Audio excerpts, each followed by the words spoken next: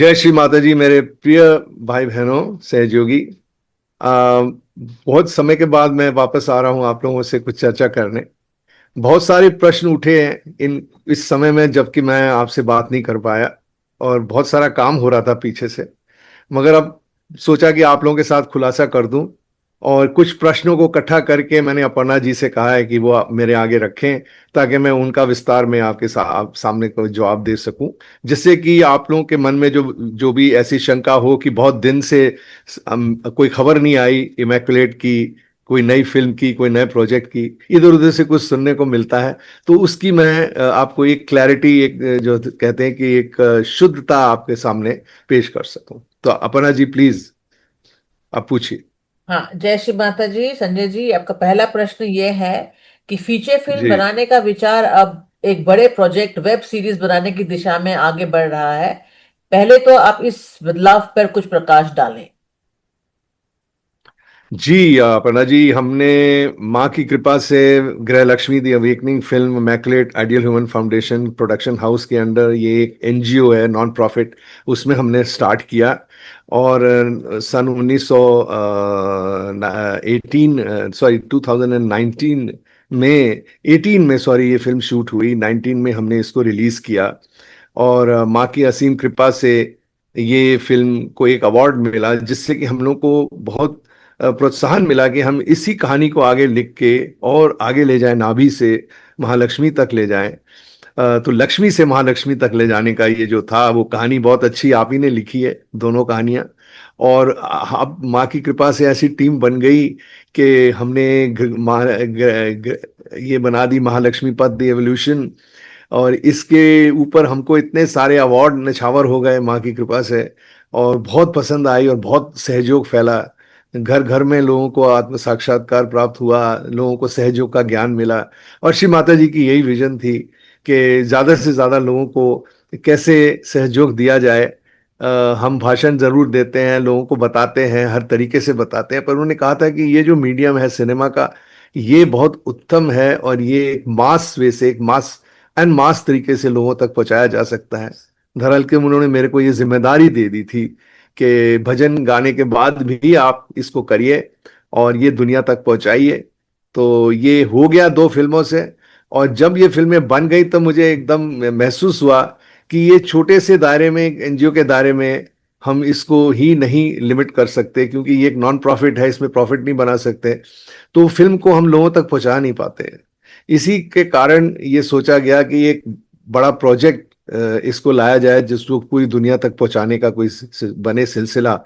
और जब से हमारे दिमाग में ये बात आती थी, तो योगी जी को एक सपना आया, श्री माता जी आके बोले कि संजय के काम से बहुत खुश हैं, और वो कहने लगे संजय को ये बताओ कि मैं चाहती हूँ कि वो एक वेब सीरीज बनाए या एक टेलीविजन सीरियल बनाए, और वो पूरी दुनिया तक एक बड़े प्लेटफॉर्म में डाल दें, ताकि हमेशा के लिए जब लोग उसमें जाएं तो उनको सहयोग समझ आए, उनको इसमें से आत्म साक्षात्कार मांगने की उनके अंदर से एक शुद्ध इच्छा जागृत हो। और श्री माता जी कौन है, उनको कैसे पहचाना जाए, ये एक बहुत बड़ा प्रश्न चिन्ह था, जो हमारे सबसे बड़े पुराने वरिष्ठ सहयोगी योगी महाजन जी ने अपनी किताबों में उसके बारे में लिखा, श्री माता जी के साथ बैठकर। और उनको जब ये स्वप्न आया और श्री माता जी कह रहे हैं, तब मेरे मन में आया कि हाँ, अब मेरे ख्याल है कि हम इसको विस्तार में एक नई वेब सीरीज बना सकते हैं, जिसका नाम हमने युग परिवर्तन रखा है। हिंदी इंग्लिश में उसका नाम है ईरा ऑफ ट्रांसफॉर्मेशन। और पिछले 6-8 महीने से काफी जोरों से काम हो रहा है इसकी कहानी के ऊपर, और कुछ ना कुछ अच्छी शक्ल अब निकल के आ रही है। जी, पूछिए। जी जी, धन्यवाद। आपसे और एक प्रश्न आया है कि आपने 2017 से इमैक्युलेट आइडल ह्यूमन फाउंडेशन को संभाला और विकसित किया। अब की जब वो अपने 10वें वर्ष में प्रवेश कर रहा है, आप इसको छोड़ने का निर्णय ले रहे हैं, ये क्यों? अरे, छोड़ता कौन है अपर्णा जी, ये तो एक ट्रांजिशन है, ये तो एक मूवमेंट है, जिसको हमको एक छोटे पैमाने से और बड़े पैमाने पे पहुंचाना है। तो ये एनजीओ भार बन गया था एक हमारे लिए, उसकी इतनी कंप्लायंसेस हो गई गवर्नमेंट की आजकल एनजीओज में। फिर वो हमें लाइसेंस भी नहीं देते कि हम बाहर से पैसा ला सकें, जिससे कि हम अपनी फिल्मों को फंड कर सकें। जो खर्चे आप जानते हैं फिल्म बनाने में बहुत होते हैं, ये कोई छोटा मोटा काम नहीं है। अब एनजीओ है, वो भी लिमिटेड टू नॉन प्रॉफिट है, तो हमने उसमें कोई प्रॉफिट भी नहीं लेना, कुछ दिखाना नहीं, अपने लिए भी कुछ नहीं लेना। हमें जो भी लेना है खर्चे करने हैं, बहुत सारे खर्चे करने का। एक अव्वल किस्म की एक बढ़िया सी फिल्म गृहलक्ष्मी बनी आपके सामने, महालक्ष्मी पथ। आपने देखा कितनी उसमें क्वालिटी का क्या वर्णन है, जिस क्वालिटी को देख के इतने सारे अवार्ड माने हमारे ऊपर न्यौछावर करे। इसी के कारण कि उसकी क्वालिटी जो थी उस पर हमने जोर दिया। उसके लिए खर्चे के लिए आप लोगों ने आगे आकर बहुत हमें सपोर्ट किया, पर वो सपोर्ट भी इस एनजीओ के एनवायरनमेंट में हमें बहुत कम पड़ा। बहुत कुछ मुझे भी अपना डालना पड़ा, जिससे कि मेरा खुद का भी सर्वाइवल उसमें डिपेंड करता था। ये तो हमारे बहन भाइयों का प्यार है कि वो अभी तक सपोर्ट करते आए, और मैं आपके सामने देखिए खड़ा हूं, क्योंकि श्री माता जी का काम जब हम करते हैं तो माँ कहीं ना कहीं से हमारे देखभाल करती है।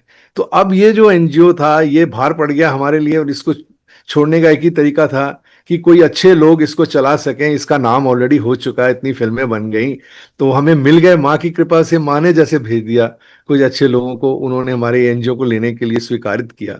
और अब हम इससे आस्ते आस्ते हट के एक दूसरा सिस्टम बना रहे हैं, जिसमें कि जब ज्यादा पैमाने की, अब ज्यादा महंगी फिल्में बनेंगी, तो उसमें एक प्रॉफिट एंड लॉस का हमें इंतजाम करना पड़ेगा, खर्चों का। और अच्छे आर्टिस्ट और अच्छे क्रिएटिव टेक्नीशियंस को जब लाएंगे और एक बहुत बढ़िया वेब सीरीज बनाएंगे, तो उसमें लागत लगेगी, उसके लिए एक इन्वेस्टमेंट होगा, और उसके लिए एक मार्केटिंग होगी, जिसमें रिकवरी करके हम अपने आर्टिस्ट को कुछ दे भी पाएंगे, और साथ ही साथ अगले एपिसोड्स को भी बनाने में हमारे को बहुत मदद मिलेगी। तो इस करके हमने, माँ की कृपा से, हमें सहज बालगुंडे जैसे हमारे जो सहजी हैं कोल्हापुर के, उन्होंने इनर वर्ज नाम की एक ऐसी संस्था बनाई है, जिसके थ्रू उन्होंने आर्टिस्ट को इकट्ठा किया है, जिसमें कि हम एक प्रोडक्शन हाउस तैयार करेंगे। और इसी तरह हम लोग एक दूसरी विदेश के कुछ सहयोगियों ने मिलकर ये विचार किया है कि क्योंकि ये छोटे एनजीओ में इतना हम काम नहीं कर पाएंगे इतना बड़ा, तो हम उसको बड़े विस्तार में एक दूसरा कोई नॉन प्रॉफिट विदेश में बनाएंगे। फिलहाल उसके बारे में ज़्यादा बता नहीं पाऊंगा, मगर हाँ, उसका हम लोगों ने नाम सोचा भी है, immaculate ideal creative arts foundation. जैसे ही ये सब बनकर तैयार हो जाएगा, तो वो बन जाएंगे हमारे प्रोड्यूसर। मेरी जरूरत नहीं होगी, मैं बस बैठ के कंटेंट में ध्यान दूंगा, फिल्म बनाने की मदद करूंगा, जैसे श्री माता जी का आदेश है मेरे लिए योगी जी के इस सपने में। तो इस तरह से हम इस एनजीओ को एक्चुअली अच्छे हाथों में देकर एक दूसरे बड़े पैमाने का काम करने में हम लोग इस वक्त जुटे हैं। यही एक सही आंसर है इसका। Thank you. ओके। अच्छा संजय जी, एक बहुत ही ताज्जुब की बात यह है कि आप महज 27 साल की उम्र में शायद आप सहयोग से जुड़े थे। आज आप 71 वर्ष के हो गए हैं की उम्र है आपकी, लेकिन फिर भी आप जी तोड़ मेहनत करते हैं। सहयोग, आपके हर एक बातचीत, आपके हर एक वार्तालाप, आपके हर एक संगीत में सहयोग ही रहता है। तो ये आपको, ये कहाँ से, ये प्रेरणा कहाँ से मिलती है आपको? अपर्णा जी, मुझे बहुत बेहद खुशी है बताने की कि मैं जब सहयोग में आया तो मैं बिखरा हुआ था, जैसे हर इंसान कहीं ना कहीं किसी दुविधा में बिखरा रहता है या दुखी रहता है, मैं भी था। श्री माता जी जब मुझे मिले, उन्होंने फट मेरा हाथ थाम लिया। पहले तो मेरी दुविधाएं, मेरी जो तकलीफें थी, उनको एकदम माने संभाल के मुझे एकदम बैलेंस में ले आई बीच में, और फिर सहयोग को समझाने लगी अच्छे तरीके से। ये मेरी किस्मत थी कि उनके जीवन में मेरे को इतना बड़ा मतलब आभास हुआ, उनके साथ रहकर इतने साल। सन 84 में मैं आया, फिर 86 में उन्होंने ये देखा मेरे अंदर कि एक आर्टिस्ट है, मेरे अंदर एक छिपा गायक है, एक लेखक है, एक कंपोजर है। उसको उन्होंने पनपा, उन्होंने उस पे काम किया, और मेरे चक्रों पे स्वयं काम किया, और मेरे को अपने साथ ही रखा। और यहाँ तक कि पब्लिक प्रोग्राम में जाने से पहले मेरे साथ बैठ के वो भजन के बारे में बताती थी कि आज कल प्रोग्राम है, आज आपने ये गाना है, और उसी वो में रात को भजन बन जाता था। ये देखिए, इससे इतना बड़ा ये चमत्कार है कि न कुछ जानते हुए बस श्री माता जी के ऊपर समर्पित होके मैं संगीत और ये सब भजन लिखने लगा, गाने लगा, आवाज मेरी खुल गई। न गायक होते हुए गायक बना दिया। मैं तो शुरू से आर्टिस्ट नहीं था, मैं कोई सिंगर नहीं था, कंपोजर नहीं था, ये नहीं था। मैं तो सहयोग में आया श्री माता जी के चरणों में, और उन्होंने सहयोग के द्वारा ही मेरे अंदर एक केमिकल इंजीनियर को एक संगीतकार बना दिया। तो ये मेरा एक कह लीजिए कि मेरी जर्नी थी, मेरा एक सफर था, जो 86 से लेकर 2006 तक ये 150 भजन बने। जब श्री माता जी ने मुझे बोला कि अब 2003 में मुझे बताया उन्होंने कि आप अपने कुछ वीडियो बनाइए, कुछ रिकॉर्डिंग कर। मेरे को ऐसा लगा कि श्री माता जी वीडियो की बात कर रहे हैं, मगर जब मैंने एक वीडियो तैयार किया, माँ का आशीर्वाद वीसीडी, और मैं लेकर आया उसको पुणे में एक पूजा में, बालेवाड़ी स्टेडियम में, तो श्री माता जी ने तब मुझे कहा कि मेरा मतलब यह बड़ा पर्दा, मेरा मतलब था फिल्म। और वो देखिए कि 2003 से जब ये आइडिया माने दिया, 2002 से, तब से लेकर 2016 तक मैं भटकता रहा कि ये कैसे होगा, कैसे करूंगा, श्री माता जी का आदेश कैसे पूरा होगा। मगर श्री माता जी के एक शब्द मेरे दिमाग में हमेशा थे। श्री माता जी ने कहा, जब समय आएगा, जब तुम मेरे पे समर्पित हो जाओगे, जब तुम खूब अच्छा ध्यान करोगे, तो एकदम वो समय आएगा कि वो बात बन जाएगी। और वही हुआ। 2017 में मेरा एनजीओ बना। वो एनजीओ के द्वारा आप लोगों ने डोनेशन दिए, आप लोगों ने रकमें दी, आप लोगों ने प्रार्थनाएं की, और माँ ने फिर तरीका भी बता दिया कि फिल्म कैसे बनाई जाती है। हालांकि केमिकल इंजीनियर क्या बनाएगा। तो ये जो मेरा सफर था, एक गवैया से फिल्म मेकर बनना, और फिल्म मेकर के बाद इतने अवार्ड लेकर और आगे सोचना कि मैं ये भी बनाऊंगा, ये मैं जुर्रत आई कहाँ से। ये वो था मेरा श्री माता जी के प्रति समर्पण, एक श्री माता जी के प्रति ध्यान धारणा, अपने चक्रों को साफ रखना, अपनी ग्रोथ पे ध्यान रखना, अपने अंदर नजर रखना। और हर वक्त, क्योंकि श्री माता जी के साथ इतना समय मिलता था, वो इतना समझाती थी, इतना बताती थी, कि वो जो ग्रोथ मेरे अंदर आई वो एक समर्पण से आई, कि मैं कुछ नहीं करता, माँ करती है। और यही शुरू से था, संगीत से लेकर फिल्म मेकिंग तक। आज भी मैं ध्यान करता हूं और मुझे सब कुछ मिल जाता है। तो आपको क्या बताऊं, ये जो जर्नी है मेरी 27 से 71 तक, जो भी 44th ईयर मेरा चल रहा है, मैं तो धन्य हूं आज भी श्री माता जी के चरणों में, कि मैं कुछ कर सकूं माँ के काम के लिए। और माँ जब ऐसा व्यक्त करती हैं कि आप मेरे मेरे बारे में फिल्म बनाओ, या मेरे किसी बड़े पर्दे पे ले जाके, किसी बड़े प्लेटफॉर्म पे ला के छोड़ दो, ताकि सहयोग बहुत बड़े विस्तार पे फैलेगा। मैं ये कहना चाह रहा हूं कि हमारे जो बच्चे हैं, जो हमारे साथ काम कर चुके हैं पिछले 8 साल में, वो इतने निपुण हो गए हैं कि अब वो अपने आप में सक्षम हैं। और मैं चाहता था कि अब वो लोग इस बीड़ा को उठाएं, और अपनी जैसे इनर वर्ल्ड जो बन गई है, उसमें देश विदेश की क्रिएटिव जो बच्चे हैं वो इकट्ठे हो रहे हैं। और उनको मैं ये जिम्मेदारी सौंप रहा हूँ कि ये जो वेब सीरीज अब हम बनाने जा रहे हैं, युग परिवर्तन, उसको वो प्रोडक्शन हाउस के तौर पे अपना एक प्रॉफिट सेंटर बना के काम करें, ताकि हर आर्टिस्ट को उसका जो है उसको मिले, जो काम करता है, जैसे श्री माता जी हर को देना चाहती थी। और जो इस काम में योगदान देता है, जो सहयोग स्प्रेड कर रहा है, वह बड़े पैमाने पे तभी हो सकता है जब इस तरह का कोई प्रोडक्शन हाउस तैयार किया जाए। और उनको फंड करने के लिए हम ये भी सोच रहे थे कि कोई ऐसा ऐसा एक नॉन प्रॉफिट विदेश में चले, जहां पे फंड कलेक्शन आसान हो, ज्यादा हो, और वो सपोर्ट कर सकें एज ए प्रोड्यूसर बन के। तो ये एक अच्छा कॉम्बिनेशन है कि मेरा नाम नहीं होगा, मैं कुछ नहीं हूं इसमें, क्योंकि मैं करके आगे इन लोगों को पकड़ा रहा हूं। मेरी तरफ से एक हैंडओवर है, और बेसिकली मैं इसमें खाली स्टोरी में, स्क्रीन प्ले में, जहां भी मेरा क्रिएटिव इनपुट है, गाने में, संगीत में, वहां मैं देता रहूंगा। बाकी काम ये लोग करेंगे, फिल्म ये बनाएंगे, ताकि हमेशा के लिए ये काम चलता रहे, और देश विदेश में बने, और एक बहुत बड़े पैमाने में, एक अच्छे से प्लेटफॉर्म में, एक अच्छे ओटीटी प्लेटफॉर्म में या टीवी चैनल में ये लगातार दिखाया जाए लोगों को, ताकि सहयोग की ये शिक्षा जो है, सहयोग क्या है, श्री माता जी की जीवनी कैसी थी, और हम लोग किस किस तरह से लोगों के जीवन में चमत्कार हुए, ताकि लोग इससे जुड़े, इसको पाएं, अपनी शुद्ध इच्छा से इसको मांगें। और यही हमारी इच्छा है कि इस नए सिस्टम को हम कैसे इसको डेवलप कर रहे हैं। अभी कुछ महीनों से हम लगे हैं, और भी कुछ महीने लग सकते हैं, पर आपको जरूर जल्दी से जल्दी खबर आएगी कि आपको क्या करना है, कैसे सपोर्ट करना है, कैसे योगदान देना है। हम फिर से आएंगे आपको बताने के लिए, जब कुछ हमारे पास तैयार होगा, उसका ट्रेलर दिखाएंगे, और उसके बारे में कुछ ना कुछ चर्चा होगी, और बहुत जल्दी होगी। अच्छा, तो अंत जी। Thank you Sanjay ji. अच्छा, एक अंततः हम एक प्रश्न करना चाहेंगे कि आप और इवन डॉक्टर तलवार जो आपके पिताजी थे, आप दोनों ने ही एड़ी चोटी का जोर लगा दिया है सिर्फ सहज योगा को फैलाने में। तो हम जानना चाहेंगे श्रोताओं को, आप बताइए कि ये जो मोटिवेशन है, ये कांस्टेंट मोटिवेशन ऑफ डूइंग, बस श्री माता जी का ही काम आगे बढ़ाने का, ये मोटिवेशन हमारे अंदर कैसे जागृत करेंगे? हम कैसे पाएंगे मोटिवेशन? ये थोड़ा बता दीजिए हमें। जी जी अपर्णा जी, ये बहुत बढ़िया क्वेश्चन है। एक्चुअली 27 साल की उम्र में जब मैं सहयोग में आया था तो मैं बहुत कुछ बुरे हालत में था। शिमाते ने हाथ पकड़ के मेरे को संभाला है और मैं कभी नहीं भूल सकता। वो सबसे बड़ा मोटिवेशन है मेरा।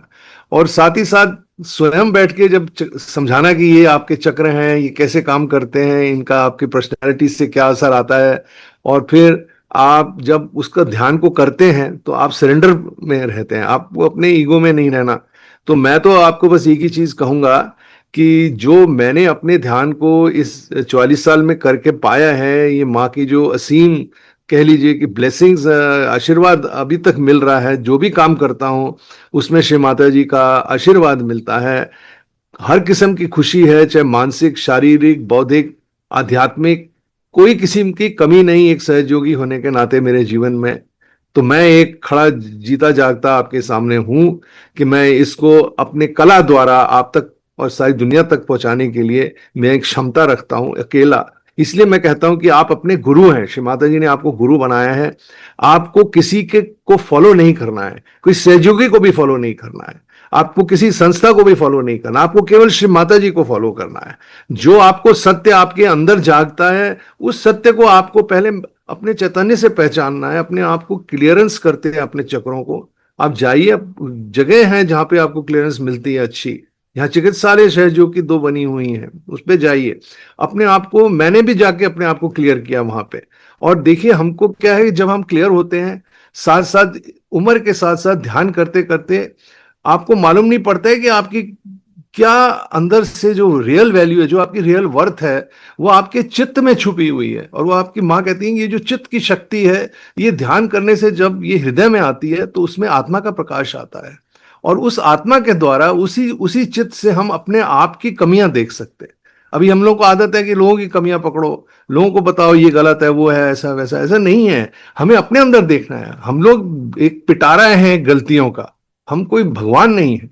पर हम भगवान को मिले हैं, ये हमारी किस्मत है। श्री माता जी एक वो भगवान है जो हमारे जीवन में आई हैं, जिन्होंने हमें परिवर्तित करा है।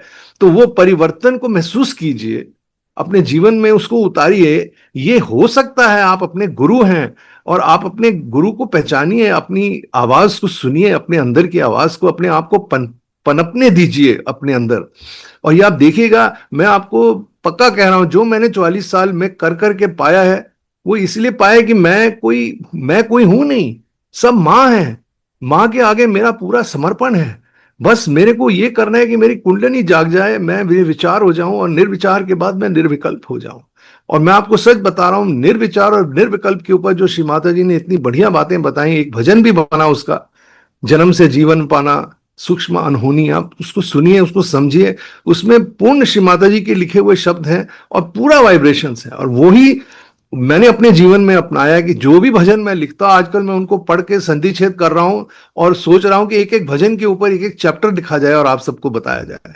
ये मेरा अगला प्रोजेक्ट भी है, अपने आप में बैठकर अपने मनन करके जो मैंने जीवन में पाया है वो दुनिया को दूं। क्योंकि श्री माता जी मुझे यही कहते थे कि जो आपने पाया है वो खड़े होकर लोगों को वो शक्ल दिखाइए, अपना वो गुरुत्व दिखाइए आप लोगों को। आप अधीन होने की कोई जरूरत नहीं है किसी से। पूरी विद्या आप ही के अंदर है, ये एकदम बाहर आ जाती है। मेरे को कभी कुछ लिखना नहीं आता था, मैं एक केमिकल इंजीनियर था, मेरे को गाना नहीं आता था, मेरी आवाज ही बड़ी खराब थी। बस श्री माता जी ने पता नहीं कितना मिरेकल किया, मेरी किस्मत थी उनके सानिध्य में रह के, उन्होंने मेरे चक्रों को छुआ, उनको क्लियर करा। तो इस तरह से जब मुझे इतना बेनिफिट श्री माता जी के जीते जी मिला है, तो श्री माता जी अब तो निराकार में और बहुत ज्यादा इफेक्टिव है, वो बहुत ज्यादा इफेक्टिव है। आप ध्यान करते ही देखिएगा कि आप अपने अंदर चले जाते हैं, और अपने अंदर जाके आपको अपने अंदर की कमियां पता चलती हैं। और वो कमियों को जब आप बाहर फेंक देते हैं, जब वो चली जाती है, और मैं सच बता रहा हूं, आप कुछ करते नहीं है, ये अपने आप ध्यान में छूट जाता है और एकदम से आपका एक नया व्यक्तित्व बाहर आ जाता है। और उस व्यक्तित्व को आप देखते देखते आप देखिए कि आप इतने शक्तिशाली आपका चित्त है कि अगर वो विशाल हो जाए और वो देखने लग जाए हर चीज को, तो देखने मात्र ही बहुत सारे काम हो जाते हैं। आपके बंधन काम करते हैं, आप ध्यान जहां देते हैं, आप जो प्रार्थना करते हैं वो काम करती है। और साथ में अगर ये सामूहिक हो जाए और हम अब एक दूसरे से जैसे हम लड़ते हैं, तो वो सामूहिकता को तोड़ता है। हमें एक दूसरे के खिलाफ नहीं होना, हमें एक दूसरे की घृणा नहीं करनी, हमें सबको प्यार करना है, हमें सबको समेट के साथ रखना है। ये जो प्रेम की शक्ति श्री माता जी कहते थे कि ये सारे चराचर में फैली हुई है, ये प्रेम की शक्ति को हमें अपने अंदर समेटना है। और हमारे अंदर ही पूरी दुनिया है उस प्रेम की, जिसको हमने पूरे दुनिया तक लेके जाना है। क्योंकि हमारे नजर बाहर उन चीजों पे जानी चाहिए जो बुरा हो रहा है। जो आज जैसे लड़ाई हो रही है, बहुत वॉर्स हो रही हैं, उस पे आप चित लगाइए, आप ध्यान करिए, आप देखिएगा कि परिवर्तन होगा। और अगर हम लोग सामूहिक तरह से जैसे ध्यान करते हैं, अगर हम वो करते हैं, तो उसमें वो परिवर्तन बहुत बड़े पैमाने पे होता है। तो इसीलिए हम इंडिविजुअल भी हैं और इंडिविजुअली भी हम लोग एक कलेक्टिव हैं। कलेक्टिव का ये मतलब नहीं है कि भीड़ में जाना है, हर पूजा में जाना है, हर प्रोग्राम में जाना है, नहीं। आपको सीखना है जाने के लिए तो सीखिए, जाइए। मगर जब आप ध्यान करते हैं, तो अब आप पाते हैं असली कनेक्टिव कॉन्शियसनेस अपने अंदर। एक बार आपके अंदर यह जम जाती है, तो बाहर सब एक जैसा है। न तू तो न मैं, हम सब एक हैं। हम सब एक हैं, हम सबका प्रेम अंदर है, मां का हमारे अंदर। हमें मां के प्रति समर्पित रहना है बस। यही मेरी आपसे आखिरी प्रार्थना है कि आप लोग सब जुड़िए और माँ के इस नेक काम में जो मैंने उठाया है, जो उन्होंने मुझे कहा है, उसमें जहां तक हो सके आप हमारा सहयोग दीजिए। बहुत जल्दी हम आपको बताएंगे कैसे करना है। हम आगे बढ़ते जा रहे हैं और माँ मुझे लंबी उम्र देगी, तो मैं हो सकता है कि कई सालों में हम लोग बहुत सारे सीजन्स और बहुत सारे एपिसोड्स तैयार कर पाएंगे और आप इनको एक बड़े ओटीटी या टीवी प्लेटफॉर्म में देख पाओगे।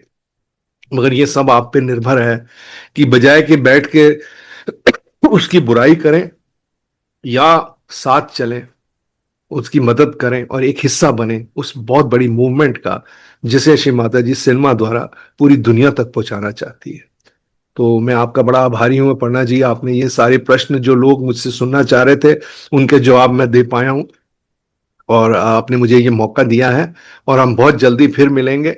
और हमारी जो नई immaculate ideal creative art foundation जो बनने जा रहा है अभी विदेश में, जब वो रेडी हो जाएगा और इनर वर्ल्ड के लोग काम करने आपको कोई वीडियो या कोई ऑडियो कुछ भी दिखाएंगे, तो आपको पता चलेगा कि हाँ, अब शुरुआत हो गई है, होने जा रही है, और आप उसका हिस्सा जरूर बनिएगा। ये मेरी आपसे विनती है। जय श्री माता जी। Thank you Sanjay ji. जय श्री माता जी। फिर मिलेंगे और प्रश्नों के साथ। Thank you. Thank you Aparna, God bless. जय श्री माता।